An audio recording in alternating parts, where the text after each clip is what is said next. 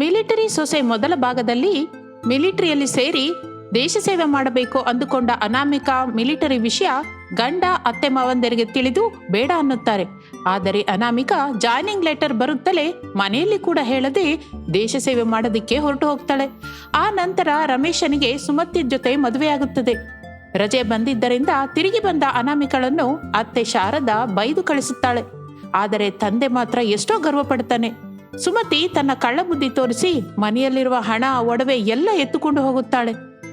ಆ ವಿಷಯ ತಿಳಿದುಕೊಂಡು ಶಾರದಾ ಪ್ರಸಾದ್ ರಮೇಶ್ ದುಃಖ ಪಡ್ತಾ ಇರ್ತಾರೆ. ಮಗು ರಮೇಶು, ಆಗಿದ್ದೇನೋ ಆಗೋಯ್ತು. ಮಿಲಿಟರಿಯಿಂದ ಅನಾಮಿಕಾ ಹೇಗೂ ತಿರುಗಿ ಬಂದಿದ್ದಾಳಲ್ಲ, ಹೋಗಿ ನಿಮ್ಮ ಮಾವನ ಹತ್ರ ಮಾತಾಡಿ ಸಂಸಾರಕ್ಕೆ ಕರ್ಕೊಂಡ್ ಬಾರೋ. ಹೌದು ಮಗು, ನನ್ ಮನ್ಸಲ್ಲಿರೋ ಮಾತನ್ನ ನಿಮ್ಮಮ್ಮ ಹೇಳಿದ್ಲು. ಹೋಗು ಮಗು, ಹೋಗಿ ಅನಾಮಿಕಳನ್ ಕರ್ಕೊಂಡ್ ಬಾ. ಅನಾಮಿಕಾ ನಿನಗೆ ಹೆಂಡತಿ, ನಮ್ಗೆ ಸೊಸೆ, ಈ ಮನೆಗೆ ದೀಪ. ನನ್ಗೂ ಕರ್ಕೊಂಡ್ ಬರ್ಬೇಕಂತಿದೆ ಅಪ್ಪ. ಆದ್ರೆ ಅವಳು ಮಿಲಿಟರಿಗೆ ಹೋಗ್ತೀನಿ ಅಂದಾಗ ಗಂಡ ಅನ್ನುವ ಅಹಂಕಾರದಿಂದ ಬೇಡ ಅಂದೆ. ಕನಿಷ್ಠ ಮನುಷ್ಯನನ್ನಾಗಿ ಕೂಡ ಅವಳ ಕೋರಿಕೆ ಬಗ್ಗೆ, ಅವಳ ಆಶಯ ಬಗ್ಗೆ ಅರ್ಥ ಮಾಡ್ಕೊಳ್ಳಿಲ್ಲಪ್ಪ. ಈಗ ಅವಳ ಹತ್ರ ಹೋಗಿ ಯಾವ ಮುಖ ಇಟ್ಕೊಂಡು ಹೋಗ್ಲಿ?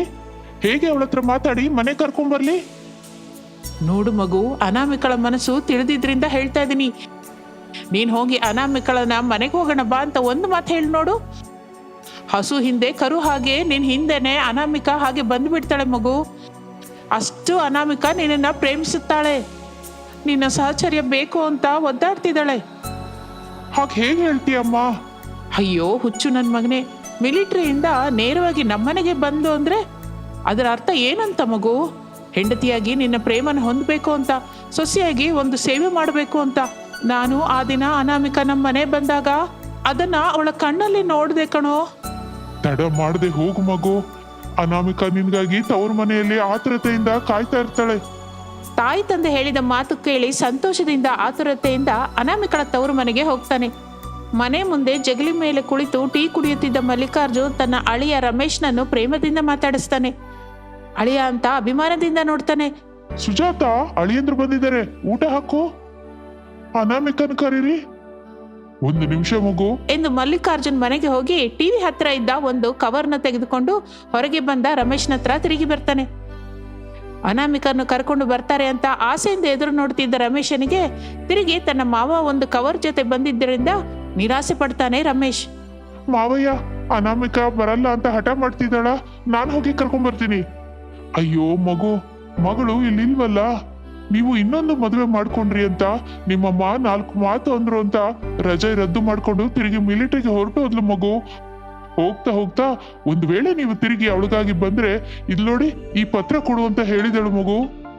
ಅದಕ್ಕೆ ನಾನು ಹೋಗಿ ಈ ಪತ್ರ ತಗೊಂಡು ಬರ್ತಾ ಇದ್ದೀನಿ.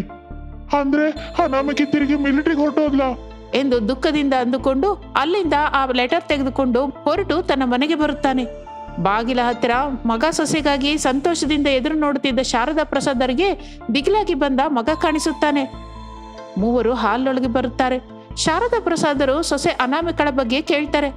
ಅನಾಮಿಕಾ ತಿರುಗಿ ಮಿಲಿಟರಿಗೆ ಹೊರಟು ಹೋದಳು ಎಂದು ಹೇಳಿ ದುಃಖದಿಂದ ತನ್ನ ರೂಮ್ಗೆ ಹೋಗ್ತಾನೆ. ಬೆಡ್ ಮೇಲೆ ಕೂತ್ಕೋತಾನೆ. ಆಗಲೇ ಅವನಿಗೆ ತನ್ನ ಕೈಯಲ್ಲಿರುವ ಲೆಟರ್ ಕಾಣಿಸುತ್ತದೆ. ಅದರಲ್ಲಿರುವ ಲೆಟರ್ ತೆಗೆದು ಓದ್ತಾನೆ. ಏನು ಅಂದ್ರೆ, ಈ ಲೆಟ್ರು ನೀವು ಓದ್ತಾ ಇದ್ದೀರಾ ಅಂದ್ರೆ ನನಗೋಸ್ಕರ ನಮ್ಮ ತಂದೆ ಮನೆಗೆ ಬಂದ್ರಿ ಅಂತ ಅರ್ಥ. ನನಗೆ ಪ್ರೇಮದಿಂದ ಮಾತಾಡೋದಕ್ಕೆ ಬರ್ದೇ ಇರ್ಬೋದು, ಆದ್ರೆ ನಿಮ್ಮನ್ನು ಮನಸ ವಾಚ ಕರ್ಮೇಣ ಪ್ರೇಮಿಸುವುದು ಆರಾಧಿಸುವುದು ಗೊತ್ತು ರೀ. ಈ ಪ್ರಪಂಚದಲ್ಲಿ ನನಗೆ ಬೆಲೆ ಬಾಳುವಂಥದ್ದು ಅಂದ್ರೆ ಅದು ಖಚಿತವಾಗಿ ನಿಮ್ಮ ಪ್ರೇಮನೇ ರೀ. ನನ್ನ ಮನಸ್ಸಿಗೆ ಮಾತು ಬಂದ್ರೆ ಅದು ಹೇಳುವ ಮೊದಲ ಮಾತು ಕೊನೆ ಮಾತು ನಿಮ್ಮ ಹೆಸರೇ ರೀ. ನಾನು ಮಿಲಿಟರಿಗೆ ರಮೇಶ್ ಹೆಂಡತಿ ಅನಾಮಿಕಳಾಗಿ ಹೋಗ್ತಾ ಇದ್ದೀನಿ. ನನಗೆ ಜೀವ ಧೈರ್ಯ ಕೊಡ್ತಾ ಇರೋದು ನಿಮ್ಮ ಜೊತೆ ಕಳೆದ ಕ್ಷಣಗಳೇ. ಇನ್ನು ಬರ್ತೀನಿ ಎಂದು ಓದಿಕೊಂಡು ರಮೇಶ್ ಕಣ್ಣೀರು ಹಾಕುತ್ತಾನೆ. ಅನಾಮಿಕಾ ತನ್ನ ಮೇಲೆ ಇಟ್ಟ ಪ್ರೇಮವನ್ನು ಅರ್ಥ ಮಾಡಿಕೊಳ್ತಾನೆ ರಮೇಶ್. ತಡ ಮಾಡದೆ ಹಾಲ್ನಲ್ಲಿರುವ ತನ್ನ ತಂದೆ ತಾಯಿ ಹತ್ರ ಬಂದು ಕಣ್ಣೀರಿನಿಂದ ಹೀಗಂತಾನೆ. ಅಮ್ಮ, ಅಪ್ಪ, ನಂಗೆ ಅನಾಮಿಕಾ ಬೇಕು.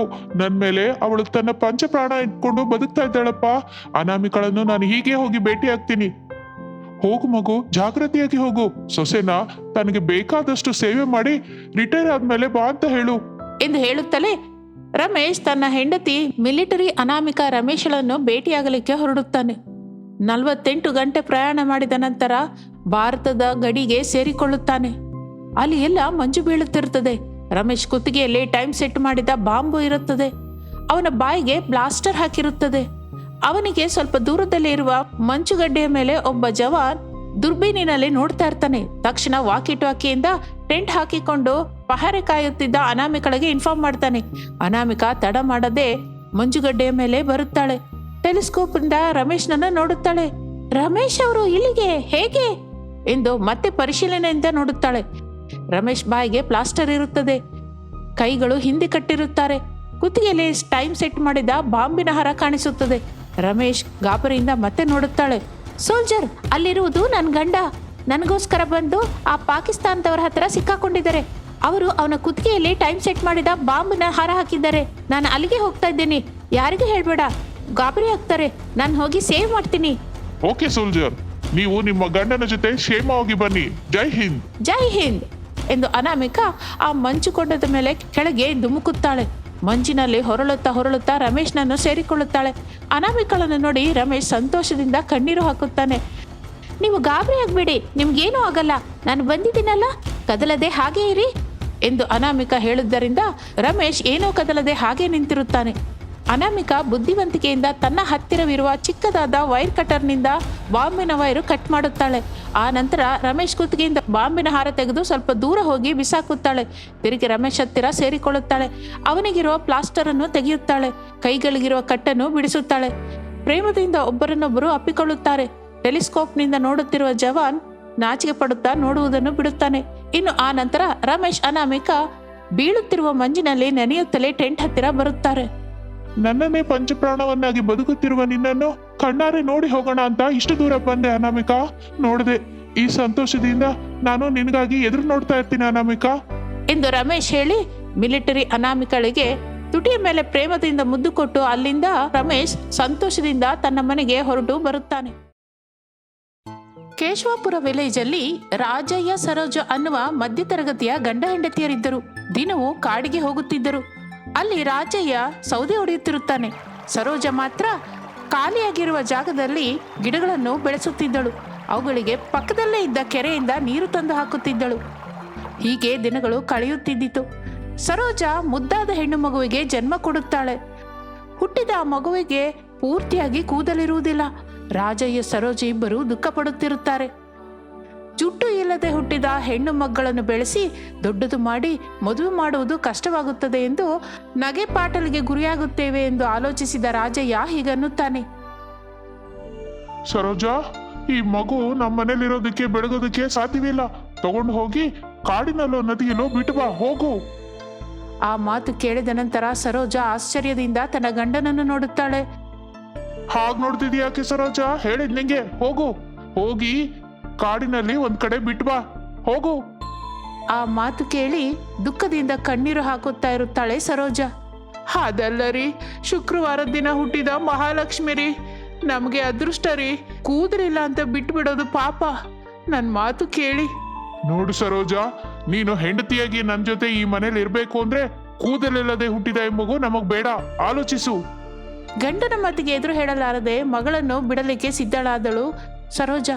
ದುಃಖ ಪಡುತ್ತಾ ಕಣ್ಣೀರು ಹಾಕುತ್ತಾ ಕಾಡಿಗೆ ಹೋದಳು ಸರೋಜ. ತನ್ನ ಮಡಿಲಲ್ಲಿ ಇರುವ ಮಗು ಅಂದವಾಗಿ ನಗುತ್ತಿರುತ್ತದೆ. ಸರೋಜ ಆ ಮಗುವನ್ನು ನೋಡುತ್ತಾ ಅಳುತ್ತಾ ಒಂದು ಮರದ ಕೆಳಗೆ ಬಿಟ್ಟು ಆ ಮರಕ್ಕೆ ನಮಸ್ಕರಿಸಿ ಹೀಗನ್ನುತ್ತಾಳೆ. ಅಡವಿ ತಾಯಿ, ಇನ್ನು ನಿಂದೇ ಭಾರ, ನಿನ್ನದೇ ಜವಾಬ್ದಾರಿ. ಹುಟ್ಟಿದ ಮಗುವಿನ ಲಾಲನೆ ಪಾಲನೆ ನೋಡಲಾರದ ಈ ಪಾಪಿಷ್ಟ ತಾಯಿನ ಮನ್ನಿಸು ತಾಯಿ ಎಂದು ಸರೋಜ ಬೇಡಿಕೊಳ್ಳುತ್ತಾ ಇರುವಾಗಲೇ ಅಲ್ಲಿ ವನದೇವತೆ ಪ್ರತ್ಯಕ್ಷವಾಗುತ್ತಾಳೆ. ಕೂದಲಿಲ್ಲದ ಮಗುವನ್ನು ಎತ್ತುಕೊಳ್ಳುತ್ತಾಳೆ. ಸರೋಜ ಸಂತೋಷ ಪಡುತ್ತಾ ನಮಸ್ಕರಿಸುತ್ತಾಳೆ. ಸರೋಜ, ನೀನು ನೆಟ್ಟ ಗಿಡಗಳಿಂದ ನಾನು ಹಚ್ಚನೆ ಹಸಿರಾಗಿ ಕಲಕಲವಾಡುತ್ತಾ ಇದ್ದೀನಿ. ಅಂತಹ ನಿನ್ನನ್ನು ಕಣ್ಣೀರು ಹಾಕಲಿಕ್ಕೆ ನಾನು ಬಿಡ್ತೀನಾ? ಕೂದಲಿಲ್ಲದ ಹುಟ್ಟಿದ ನಿನ್ನ ಮಗುವಿಗೆ ನಾನು ಮಾಯ ಬಂಗಾರದ ಕೂದಲನ್ನು ಕೊಡ್ತೀನಿ. ಅದು ಈಗಲೇ ಅಳಿಸ್ತಾರೆ ಅಂತ, ದುಃಖ ಪಡಿಸ್ತಾರೆ ಅಂತ ಕಪ್ಪಗೆ ಇರುತ್ತದೆ. ನಿಮಗೆ ಆರ್ಥಿಕ ತೊಂದರೆ ಬಂದಾಗ ಈ ಬಂಗಾರದ ಕೂದಲು ನಿಮಗೆ ಸಹಾಯ ಮಾಡುತ್ತದೆ. ಅತಿ ಆಸೆಗೆ ಹೋದಾಗ ಸರಿಯಾದ ಬುದ್ಧಿ ಹೇಳುತ್ತೆ ಎಂದು ಹೇಳಿ ಆ ಮಗುವಿನ ನೆತ್ತಿ ಮೇಲೆ ಕೈ ಇಡುತ್ತಾಳೆ ವನದೇವತೆ. ಅಲ್ಲಿ ಬಂಗಾರದ ಕೂದಲು ಪ್ರತ್ಯಕ್ಷವಾಗುತ್ತದೆ. ತಿರುಗಿ ಸಂತೋಷದಿಂದ ಸರೋಜ ಆ ಮಗುವನ್ನು ತೆಗೆದುಕೊಂಡು ಮನೆಗೆ ಬರುತ್ತಾಳೆ. ನಡೆದಿದ್ದೆಲ್ಲ ತನ್ನ ಗಂಡ ರಾಜಯ್ಯನಿಗೆ ಹೇಳುತ್ತಾಳೆ. ರಾಜಯ್ಯ ಕೂಡ ಎಷ್ಟೋ ಸಂತೋಷಿಸುತ್ತಾನೆ. ಅವರಿಗೆ ಆರ್ಥಿಕ ಪರಿಸ್ಥಿತಿ ಸರಿಯಾಗಿಲ್ಲದಿದ್ದಾಗ ಅನಾಮಿಕಳ ಕೂದಲು ಬಂಗಾರದ ಕೂದಲಾಗಿ ಬದಲಾಗುತ್ತದೆ. ಆ ಕೂದಲನ್ನು ತಾಯಿ ಸರೋಜ ಬಾಚುತ್ತಾಳೆ. ಆಗ ಕೂದಲಿನಿಂದ ಬಂಗಾರದ ನಾಣ್ಯಗಳು ಬರುತ್ತದೆ. ಅವುಗಳನ್ನು ಮಾರಿಕೊಂಡು ಹಾಗೆ ಬಂದ ದುಡ್ಡಿನಿಂದ ಸಂತೋಷದಿಂದ ಜೀವನ ಸಾಗಿಸುತ್ತಾ ಇರುತ್ತದೆ ಆ ಕುಟುಂಬ. ಹಾಗೆ ದಿನಗಳು ಕಳೆಯುತ್ತಿರುತ್ತದೆ. ಅನಾಮಿಕಾ ಬೆಳೆದು ದೊಡ್ಡವಳಾಗುತ್ತಾಳೆ. ಮದುವೆ ಮಾಡಬೇಕು ಎಂದು ಮದುವೆ ಸಂಬಂಧ ನೋಡುತ್ತಿರುತ್ತಾರೆ ಅನಾಮಿಕಳ ತಂದೆ ತಾಯಿ. ಅನಾಮಿಕಳ ಬಂಗಾರದ ಕೂದಲ ಬಗ್ಗೆ ಮೊದಲೇ ಹೇಳುತ್ತಿದ್ದರು. ಅದರಿಂದ ದೆವ್ವ ಇದೆಯೇ ಎಂದು ಯಾರೂ ಮದುವೆ ಮಾಡಿಕೊಳ್ಳಲಿಕ್ಕೆ ಮುಂದಕ್ಕೆ ಬರುತ್ತಿರಲಿಲ್ಲ. ಅದರಿಂದ ಮಗಳಿಗೆ ಇನ್ನೂ ಮದುವೆ ಆಗಲಿಲ್ಲ ಎಂದು ಅವರು ಎಷ್ಟೋ ದುಃಖ ಪಡುತ್ತಿರುತ್ತಾರೆ. ಅಂತಹ ಸಮಯದಲ್ಲೇ ಅತಿ ಬಡ ದಂಪತಿಗಳಾದ ಪ್ರಸಾದ್ ಶಾರದ ಇಬ್ಬರು ತಮ್ಮ ಮಗ ರಮೇಶನಿಗೆ ಯಾವ ಸಂಬಂಧವೂ ತೋರಿಸಿದರೂ ಮದುವೆ ಆಗುವುದಿಲ್ಲ ಎಂದು ದುಃಖ ಪಡುತ್ತಾ ರಮೇಶನ ಜಾತಕವನ್ನು ತೆಗೆದುಕೊಂಡು ಒಬ್ಬ ಜ್ಯೋತಿಷ್ಯನ ಹತ್ತಿರ ಹೋಗುತ್ತಾರೆ. ಹೇಳಮ್ಮ, ಏನ್ ಬೇಕು? ಅಯ್ಯ ಪಂಡಿತರೇ, ನಮ್ಮವನಿಗಿನ್ನೂ ಮದುವೆ ಆಗ್ತಾ ಇಲ್ಲ, ಯಾಕೋ ಸ್ವಲ್ಪ ನೋಡಿ ಹೇಳ್ತೀರಾ ಸ್ವಾಮಿ ಎಂದು ರಮೇಶನ ಜಾತಕವನ್ನು ಕೊಡುತ್ತಾರೆ. ಆ ಜ್ಯೋತಿಷಿ ಕೈಯ ಮೇಲೆ ಏನೇನೋ ಲೆಕ್ಕವಿಟ್ಟು ದುಃಖದ ಮುಖವಿಟ್ಟು, ನೋಡಮ್ಮ, ನಿಮ್ಮ ಹುಡುಗ ನಷ್ಟ ಜಾತಕದವನು, ಮದುವೆ ಆಗುವುದಿಲ್ಲ, ಏನ್ ಹಿಡಿದ್ರು ಅದು ಬೂದಿಯಾಗುತ್ತೆ, ಇನ್ ಹೋಗ್ ಬನ್ನಿ ಎಂದು ಹೇಳಿ ಆ ಜ್ಯೋತಿಷ್ಯನು ಕಳಿಸುತ್ತಾನೆ. ಅವನ ಮಾತು ಕೇಳಿ ಶಾರದಾ ಪ್ರಸಾದರು ಇಬ್ಬರು ಬಹಳ ದುಃಖ ಪಡುತ್ತಾ ಕಣ್ಣೀರು ಹಾಕುತ್ತಾ ತಾವು ಇರುತ್ತಿರುವ ಚಿಕ್ಕದಾದ ಮನೆಗೆ ಹಿಂತಿರುಗಿ ಬರುತ್ತಾರೆ. ಹೊಲದ ಕೆಲಸ ಮುಗಿಸಿಕೊಂಡು ಹೊರಗೆ ಜಗಲಿ ಮೇಲೆ ಕುಳಿತಿದ್ದ ಮಗ ರಮೇಶ್ ಅವರಿಗೆ ಕಾಣಿಸುತ್ತಾರೆ. ಮಗ ಕೇಳಿದ್ರೆ ಏನ್ ಹೇಳೋಣ ರೀ? ನಾನೇನ್ ಹೇಳಲಿ ಶಾರದಾ, ನೀನೇ ಅವನಿಗೇನೋ ಒಂದು ಉತ್ತರ ಹೇಳು. ಸರಿ ಎಂದು ಹೇಳಿ ಬಂದು ಜಗಲಿ ಮೇಲೆ ಮಗನ ಪಕ್ಕದಲ್ಲಿಯೇ ಬಂದು ಕುಳಿತುಕೊಳ್ಳುತ್ತಾರೆ. ನನಗಿರುವ ದರಿದ್ರಕ್ಕೆ ಜೀವನದಲ್ಲಿ ಏನು ಕೂಡಿ ಬರಲ್ಲ ಅಪ್ಪ. ವ್ಯವಸಾಯ, ಕೂಲಿ, ಕಡೆಗೆ ಮದುವೆ ಕೂಡ. ನನ್ನ ಜಾತಕ ನೋಡಿ ಆ ಜ್ಯೋತಿಷಿ ಕೂಡ ತಲೆ ತಿರುಗಿ ಬಿದ್ದು ಹೋದ್ನ ಅಮ್ಮ. ಇಲ್ಲ ಮಗನೇ, ಇಲ್ಲ. ಒಳ್ಳೆ ಲಕ್ಷಣವುಳ್ಳ ಹುಡುಗಿ ಜೊತೆ ನಿನ್ನ ಮದುವೆ ನಡೆಯುತ್ತೆ ಅಂತ, ಆ ಹುಡುಗಿ ಜೊತೆ ಅದೃಷ್ಟ ಕೂಡ ಕಲೆತು ಬರುತ್ತೆ ಅಂತ, ಬಡತನ ಹೋಗಿ ದುಡ್ಡಿರುವವರ ಹಾಗೆ ಬದಲಾಗ್ತೀವಿ ಅಂತ ಹೇಳಿದ್ರು. ಜ್ಯೋತಿಷಿ ಕೂಡ ಹೇಳಿದ ಸುಳ್ಳನ್ನು ನೀನು ಚೆನ್ನಾಗಿ ಹೇಳ್ತಿದೀಯಮ್ಮ. ಆದ್ರೆ ನಿನ್ ಮನಸ್ಸು, ನಿನ್ ಮುಖ ಅದ ನಿಜನ ಹೇಳ್ತಾ ಇದೆ ಅಮ್ಮ. ಆ ಮಾತಿನಿಂದ ಪ್ರಸಾದ್ ಶಾರದಾ ಮಗ ರಮೇಶ್ನನ್ನು ಸಮಾಧಾನಿಸುತ್ತಾರೆ. ನಡೆದಿದ್ದು ಹೇಳುತ್ತಾರೆ. ರಮೇಶ್ ಕೂಡ ದುಃಖದಿಂದ ಕಣ್ಣೀರು ಹಾಕುತ್ತಾನೆ. ಹೀಗೆ ದಿನಗಳು ಕಳೆಯುತ್ತಿರುತ್ತದೆ. ಒಂದು ದಿನ ಒಬ್ಬ ಮಧ್ಯವರ್ತಿಯ ಸಹಾಯದಿಂದ ಈ ಕಡೆ ಅನಾಮಿಕಳಿಗೆ, ಆ ಕಡೆ ರಮೇಶನಿಗೆ ಮದುವೆ ಸಂಬಂಧ ಏರ್ಪಾಡು ಮಾಡುತ್ತಾರೆ ದೊಡ್ಡವರು. ಹಿತ್ತಲಿನಲ್ಲಿರುವ ಹೂ ಗಿಡಗಳ ಮಧ್ಯೆ ಅನಾಮಿಕ ರಮೇಶ್ ಇಬ್ಬರು ಮಾತನಾಡುತ್ತಾ ಇರುತ್ತಾರೆ. ನೋಡಿ, ನೀವು ನೋಡಿದ್ರೆ ಬಹಳ ಅಂದವಾಗಿದ್ದೀರಾ. ನಾನು ದರಿದ್ರದವನು. ನಾನು ಮದುವೆ ಮಾಡ್ಕೊಂಡ್ರೆ ಅಷ್ಟ ಕಷ್ಟಗಳು ಪಡ್ತೀರಾ. ನೀವು ನನಗೆ ಹಿಡಿಸ್ಲಿಲ್ಲ ಅಂತ ನಾನು ಹೇಳಲಾರೆ. ನಾನೇ ನಿಮ್ಗೆ ಹಿಡಿಸ್ಲಿಲ್ಲ ಅಂತ ಹೇಳಿ, ಸರಿನಾ ಎಂದು ಹೇಳಿ ಅನಾಮಿಕಳನ್ನು ಕರೆದುಕೊಂಡು ಮನೆಯೊಳಗೆ ಬರ್ತಾನೆ. ರಮೇಶನ ಪ್ರಾಮಾಣಿಕತೆ ಮೆಚ್ಚಿಕೊಂಡ ಅನಾಮಿಕಾ ರಮೇಶ್ ಹಿಡಿಸಿದ್ದಾನೆ ಅಂತ ಎಲ್ಲರ ಹತ್ರ ಹೇಳ್ತಾಳೆ. ಅದರಿಂದ ಅನಾಮಿಕಾ ಬಂಗಾರದ ಜುಟ್ಟಿನ ವಿಷಯವನ್ನು ಮುಚ್ಚಿಟ್ಟು ಅನಾಮಿಕಾ ರಮೇಶ್ ಇಬ್ಬರಿಗೆ ಮದುವೆ ಮಾಡುತ್ತಾರೆ. ಕೆಲವು ದಿನಗಳ ನಂತರ ರಮೇಶ್ ಹೊಲ ಒಣಗಿ ಹೋಗುತ್ತದೆ. ಮನೆಯಲ್ಲಿ ಸಾಮಾನೆಲ್ಲ ಆಗಿ ಹೋಗುತ್ತದೆ. ಪ್ರಸಾದ್ ಏನೋ ಅನಾರೋಗ್ಯದಿಂದ ಮಂಚ ಹಿಡಿತಾನೆ. ರಮೇಶ್ ಆಗ ದುಃಖದಿಂದ ಕಣ್ಣೀರು ಹಾಕುತ್ತಾ ಇರುತ್ತಾನೆ. ಹೀಗೆ ಅಳ್ತಾ ಕೂತ್ರೆ ಹೇಗೆ ಹೇಳಿ? ಏನಾದ್ರೂ ಮಾಡಿ. ನಾನು ಹೇಳಿದ್ನಲ್ಲ ಅನಾಮಿಕಾ, ನನಗಿರುವ ದರಿದ್ರಕ್ಕೆ ಈಗ ಇವೆಲ್ಲ ಜೊತೆಯಾಗಿದೆ. ಅದಕ್ಕೆ ಆ ದಿನ ನನ್ನ ಮದುವೆ ಮಾಡ್ಕೋಬೇಡ ಅಂತ ಹೇಳಿದೆ. ಆದ್ರೆ ನೀನೇ ಕೇಳಲಿಲ್ಲ. ಈಗ ನೋಡು, ನನ್ನ ದರಿದ್ರಕ್ಕೆ ನೀನು ಕೂಡ ಬಲಿಯಾಗ್ತಾ ಇದ್ದೀಯಾ ಎಂದು ದುಃಖ ಪಡುತ್ತಾ ಇರುತ್ತಾನೆ ರಮೇಶ್. ಅನಾಮಿಕಾ ಅತ್ತೆ ಶಾರದಳ ಹತ್ತಿರ ಬರುತ್ತಾಳೆ. ಅತ್ತೆ, ಸ್ವಲ್ಪ ತಲೆನೋವ್ತಾ ಇದೆ, ಸ್ವಲ್ಪ ಎಣ್ಣೆ ಹಾಕಿ ಬಾಚ್ತೀರಾ ಎಂದು ಅನಾಮಿಕಾ ಅತ್ತೆ ಶಾರದಳ ಹತ್ತಿರ ಹೇಳುತ್ತಾರೆ. ಸೊಸೆ ಅನಾಮಿಕಳನ್ನು ನೋಡಿ ನಗಬೇಕೋ ಅಳಬೇಕೋ ಅರ್ಥವಾಗದೆ ಶಾರದ ಏನು ಮಾತನಾಡದೆ ಆಯಿಲ್ ಡಬ್ಬ ತೆಗೆದುಕೊಂಡು ಅನಾಮಿಕಳ ತಲೆಗೆ ಹಾಕಿ ಬಾಚುತ್ತಿರುತ್ತಾಳೆ. ಆಗ ಆ ಕೂದಲಿನಿಂದ ಬಂಗಾರದ ನಾಣ್ಯಗಳು ಉದುರುತ್ತಾ ಇರುತ್ತದೆ. ಅವುಗಳನ್ನು ನೋಡಿ ಅತ್ತೆ ಆಶ್ಚರ್ಯ ಹೋಗುತ್ತಾಳೆ. ಆಗ ಅನಾಮಿಕಾ ತನ್ನ ಕೂದಲಿನ ಬಗ್ಗೆ ರಹಸ್ಯ ಹೇಳುತ್ತಾಳೆ. ಅವುಗಳನ್ನು ಮಾರಿಕೊಂಡು ಹಾಗೆ ಬಂದ ದುಡ್ಡಿನಿಂದ ಕಷ್ಟವನ್ನು ಮರೆತು ಹೋಗಿ ಆ ಕುಟುಂಬ ಸಂತೋಷದಿಂದ ಜೀವಿಸುತ್ತಿರುತ್ತದೆ. ಅನಾಮಿಕಾ ಆ ಮನೆಗೆ ಬಂದ ಅದೃಷ್ಟ ದೇವತೆ ಎಂದು ಪ್ರೇಮದಿಂದ ನೋಡ್ತಾ ಇರ್ತಾರೆ. ಸ್ವಲ್ಪ ಕಾಲದಲ್ಲಿಯೇ ರಮೇಶ್ ಕುಟುಂಬ ಉನ್ನತ ಕುಟುಂಬವಾಗಿ ಬದಲಾಗುತ್ತದೆ. ಅನಾಮಿಕಳ ಆಗಮನದಿಂದ ಅವರ ಜೀವನ ಆನಂದವಾಗಿ ಕಳೆಯುತ್ತಿರುತ್ತದೆ.